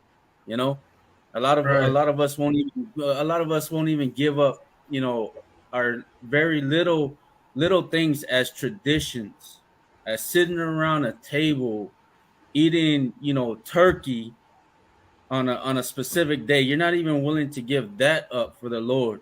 You think you're worthy of the Lord. That's why the scripture says that you must examine yourself. You need to see, like, look how evil I am. Do I even deserve the mercy that the Most High is offering me? I'm not willing to give up turkey or a birthday cake for the Lord. And then we wonder why our lives are so destroyed. It's because we choose that. We choose that path. We choose for the seers to see not. We choose for the prophesiers to prophesy not. And the problem is that the Lord gave us this mission. He said to go out and prophesy to the wind. You know what I'm saying? We must, as you know, especially for our Israelite people, we must, because the job was given to us to go to our people and dispel the lies of that Catholic Church. All those traditions, them loving that Virgin Mary, them doing the sign of the cross every time they pass a church. Because what do they see in their head? They see, they see Caesar Borgia in their head. You know, it's up to us to go out there and do the job that the Lord has appointed for us to do, and that is, destroying. That's why the scripture said, the weapons of our warfare are not carnal. They're not carnal. They're bringing down of strongholds. That stronghold that is plaguing our people is that Catholic Church. That stronghold that holds their mind, and keeps their minds prisoner. It's up to us to break into that prison and get our people out.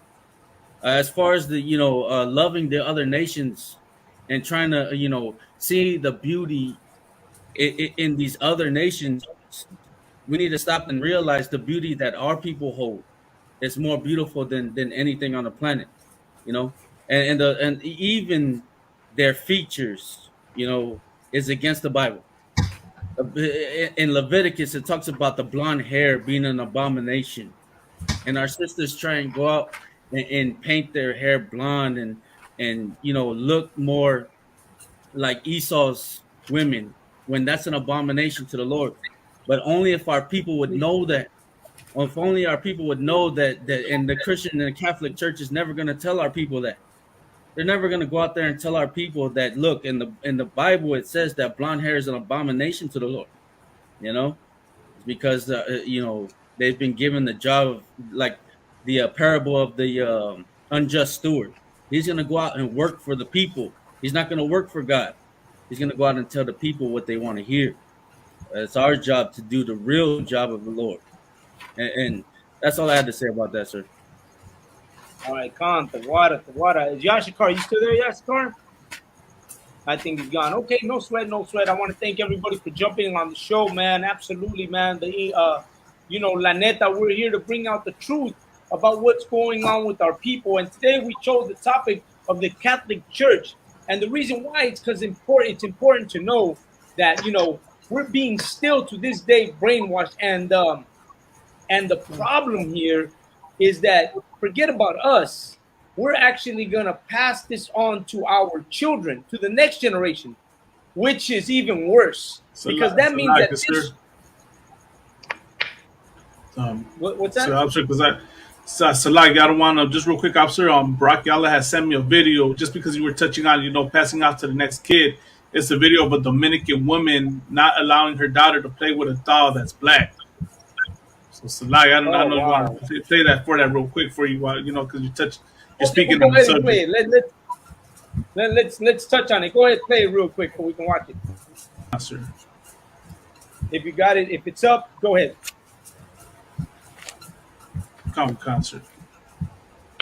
But anyways, as I was saying, man, the thing about us being trapped in this continuous a chain of ignorance, generation after generation after generation, has got to stop at some point. La ignorancia que llevamos sigue generación tras generación tras generación, ¿verdad? Y como ven aquí, este es el problema. This is the problem. When we can't even see our own people, because right away in our mind, our people are less. Why? Because we've been educated to love the other nations. And since we love the other nations, we will always see our people as less.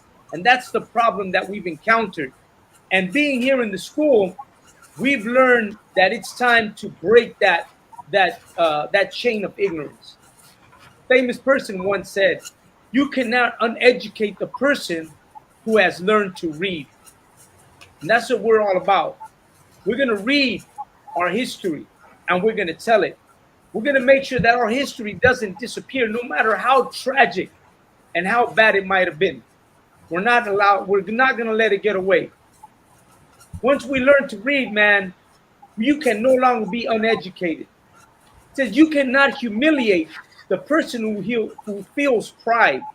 That's what we should be. We should be proudful to be the nation of Israel. You got these fake Jewish people who are proud to be Jewish, and they run around and they do all they want to do in the name of being Jewish. How about us? We should be proud to be Jews. We should be proud to be of the 12 tribes. You cannot humiliate a person who is proud, who learns about pride, and that should be who we are. We should learn to learn our pride again. Once again, embrace our pride. And last but not least, man, you cannot oppress the people who are not afraid anymore. And that's who we are, man. We're no longer afraid in this nation. We're no longer afraid in this country. We're no longer going to allow that to be our downfall. Why? Because we've become educated. And let me tell you something. Take that. You can go ahead and take that off, Malakman. It's not really running. Go ahead and take it off. Come, Pastor.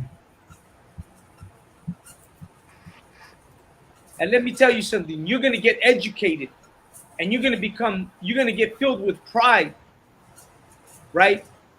And you're going to remember who you are. And you're not going to be afraid anymore once you come into the ISUPK. Once you step in here, you're going to lose that. You're going to lose that once binded you and tied you to a nation that hated you. And that's what we're here for. We're here to help you let go. We're here to help you learn. We're here to help you feel that pride. We're here to help you not be afraid no more. That's what we're here for. That's what the ISUPK, para eso estamos. No puedes deseducar a una persona que se enseña a leer. No puedes humillar a una persona que ha sentido en la gloria de quien es, ¿verdad? Y una persona, ya no puedes oprimir a una persona que ya no tiene miedo. Y aquí en la escuela israelita de conocimiento práctico universal, para eso estamos nosotros. Para ayudarte a que ya no tengas miedo de ser oprimido por esta gente, porque ellos son los que nos han oprimido. Aquí te vamos a enseñar a cómo tener una vez más en la fe en un Dios, en un Cristo que es de nosotros, ¿verdad? We are the ISUPK coming out of 125th Street, Harlem, New York City. This is the show, man, that's going to change the way you think. Go ahead. Dos cosas últimas. First of all, Officer Karyash, he spoke about Gadites who wants to get off the reservation. Any Gadite sister who wants to get off the reservation, you could send them to me. You understand? And second, los hombres blancos son pinche peros, son pinche diablos que habla la Biblia. Well, with that, we're going to end the show. Tawada, everybody who watched, till next week. Remember, La Pura Neta every Monday. Join us here every Monday. We're going to be here starting at 8:30 to 8:40. Join us, man. Comment, share this show. Absolutely call in to our for our number that you see down there. Man, we're waiting for you, man. Coming to the ISUPK. With that, I want to thank everybody for joining with us today. Shalom, Yahweh, Hashem, Yahweh, Baruch Atah. Till next week. Shalom. Shalom. Hashem, Yahweh, Baruch Atah.